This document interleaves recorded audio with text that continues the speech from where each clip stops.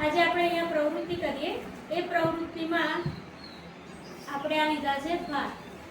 આ રાંધેલા ભાતમાંથી ચાવી અને મેં આ કસનળી એમાં મોઢામાં ચાવી અને આ ભાત મૂક્યા છે। જ્યારે કસનળી બી છે એમાં આપણે સાદા રાંધેલા ભાત મૂક્યા છે। હવે આપણે આ બંનેમાં થોડું થોડું પાણી ઉમેરીએ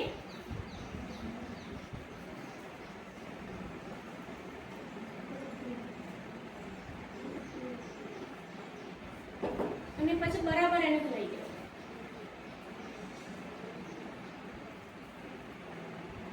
જો હાલ આપણે પાણી નાખ્યું એટલે આ બંનેમાં colour same to same white જ છે। હવે આપણે આ બંનેમાં આયોડિન દ્રાવણ જે છે એ આયોડિન દ્રાવણના બે ટીપા નાખીએ। આ છે આયોડિન દ્રાવણ।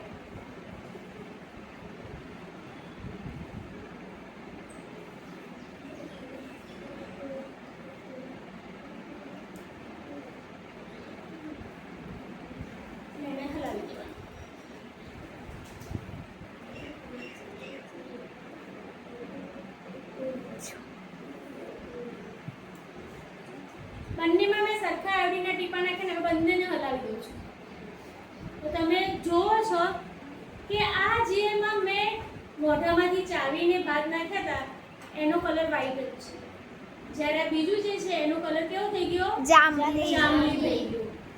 તો જાંબલી કેમ થાય છે? તો આપણે છઠ્ઠા ધોરણમાં ભણ્યા છીએ કે આયોડિન એ કાર્બોદિત સાથે જાંબલી કલર આપે, માટે કાર્બોદિત હાજર છે। ભાત છે તો કાર્બોદિત છે, પરંતુ મેં આને ચાવ્યા અને પછી નાખ્યું તો જાંબલી કલર થતો નથી। કેમ?